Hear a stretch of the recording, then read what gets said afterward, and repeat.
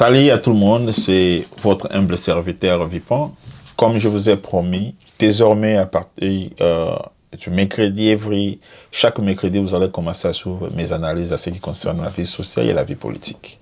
Aujourd'hui, nous allons répondre à une question qui nous a été posée, qui m'a été personnellement posée. C'est celui, pourquoi est-ce que le Rwanda est un petit pays qui nous fait la guerre à chaque fois, et on n'arrive pas à nous en sortir. La question est simple. Aujourd'hui, je vais vous les démontrer sur mes analyses et vous comprendrez pourquoi est-ce que nous sommes aujourd'hui confrontés à cette guerre. Restez là et suivez cette analyse et puis on reviendra après. Merci. Bye. Ok, ça c'est la carte de la République démocratique du Congo.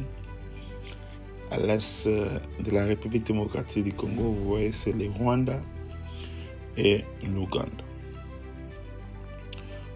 C'est-à-dire, le Rwanda a trois tribus, dont il y a les Tutsi, Hutus et l'autre là, je ne me souviens plus.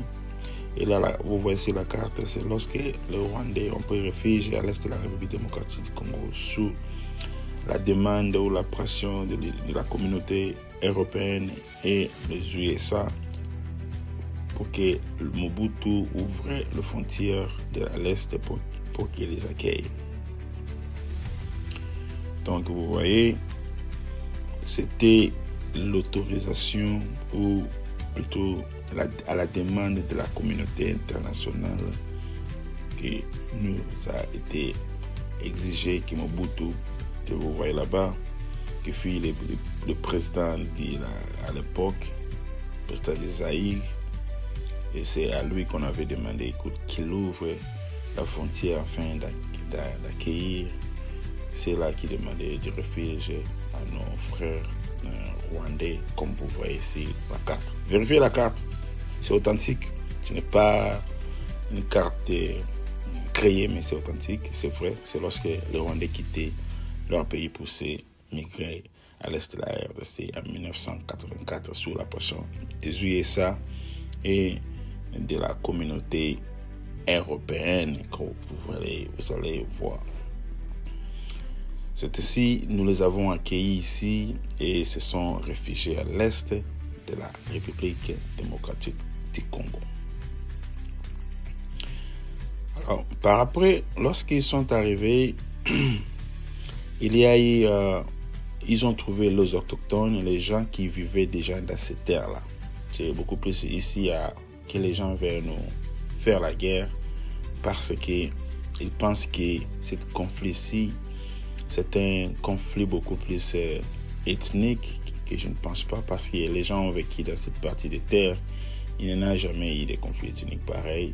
C'est beaucoup plus ce conflit est alimenté par ceux-là qui veulent profiter de ce conflit. Dans cette partie-là, vous verrez que là où je marque en rouge, c'est là où il y a un problème de conflit entre les gens ces immigrants ont trouvés là-bas et ces immigrés-là, c'est-à-dire les autochtones et les immigrés qui sont venus à l'est de la République démocratique du Congo, qui des fois se voyaient aussi être nationaux comme Zaïrois, tout en voulant que la partie ou la terre leur revienne. C'est ainsi qu'ils avaient demandé à Mobutu, nous sommes restés ici il y a longtemps, nous voulons avoir la nationalité. Et la nationalité les a été octroyée à devenir de Zaïrois et Zaïroises.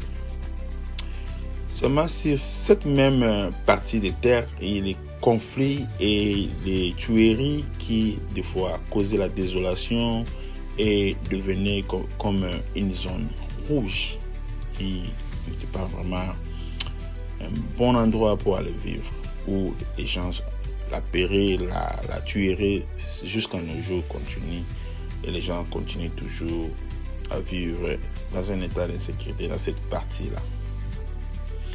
Et puis par après, vous verrez, il y a ce qu'on appelle, parce que dans cette partie-là, comme il y a tellement l'absence de l'État, il faut qu'on se le dise ici, où l'État n'arrivait pas à gérer les problèmes qui s'opposaient entre les autochtones et les gens qui sont venus s'immigrer dans cette partie-là.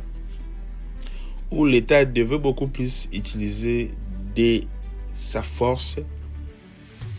Quand je parle de la force, de mettre à ce que ces gens-là comprennent et respectent le droit et de ceux-là qu'ils ont trouvé là-bas. Pour dire que c'est ça. Bien que vous êtes octroyé, la nationalité vous a été octroyée, mais du moins il faut respecter les gens que vous avez trouvés. Voilà, encore il y a la découverte. Alors la découverte, c'est quelque chose qui a encore empiré notre situation dû de l'absence de l'État dans cette partie-là. Alors, voilà bien que l'État n'existe pas dans cette partie-là, et tous ceux-là qui vivaient dans cette partie du monde, dans cette coin du monde, faisaient ce qu'on appelle, chacun de chercher à la survie de leur vie, où ils avaient ce qu'on appelle des matériaux, des minéraux qu'on avait découverts de ce côté-là, où ceux qui faisaient la loi, c'était des gens qui étaient ce qu'on appelle la loi le plus forte, des gangs.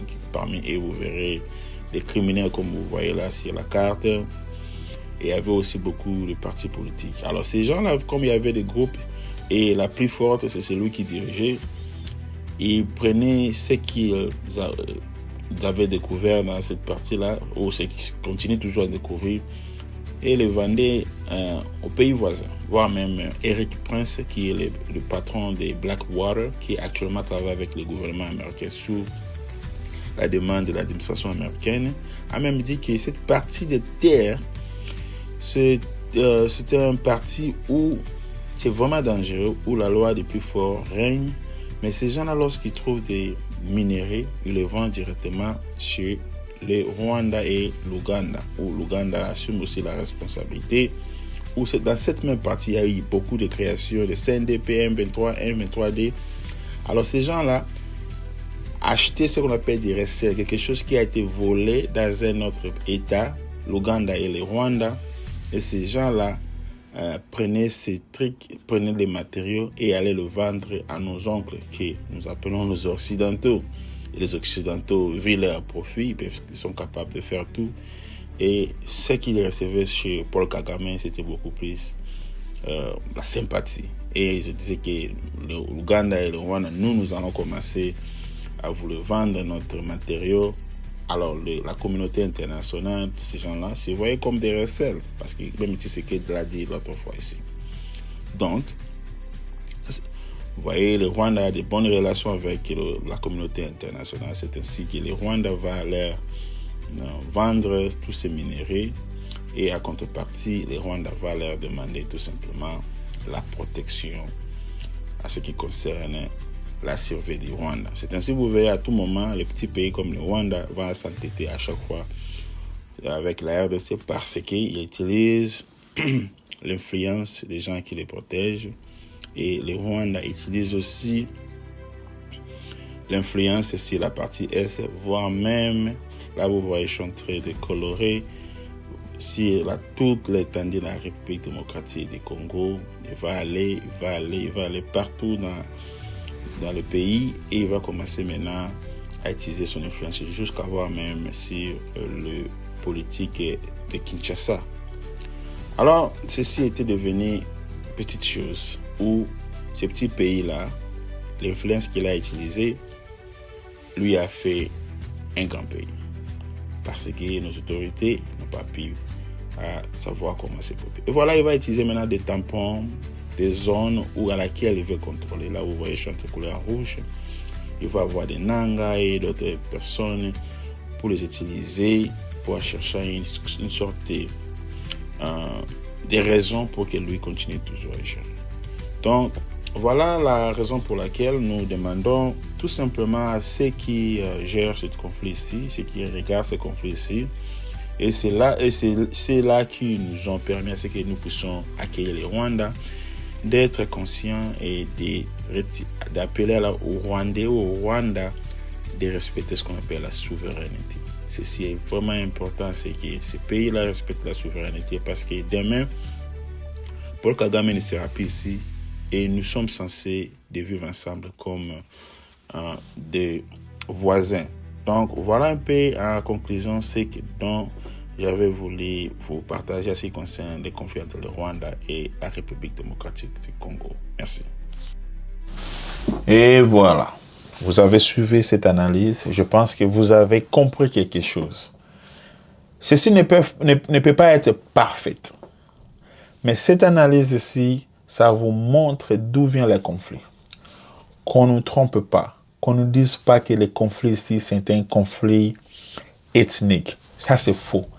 Parce qu'à l'époque de Mobutu, ces gens-là vivaient ensemble. Ils vivaient, il n'y avait pas ce genre de conflit ici. Ce conflit ici est alimenté par ceux-là qui profitent de ce conflit ici, qui est le Rwanda et l'Ouganda. Si nous restons fidèles entre nous, ce genre de choses, nous pouvons l'éviter. Merci de nous avoir suivis. Et puis, portez-vous bien. Et on se reverra encore le prochain mercredi. Bye.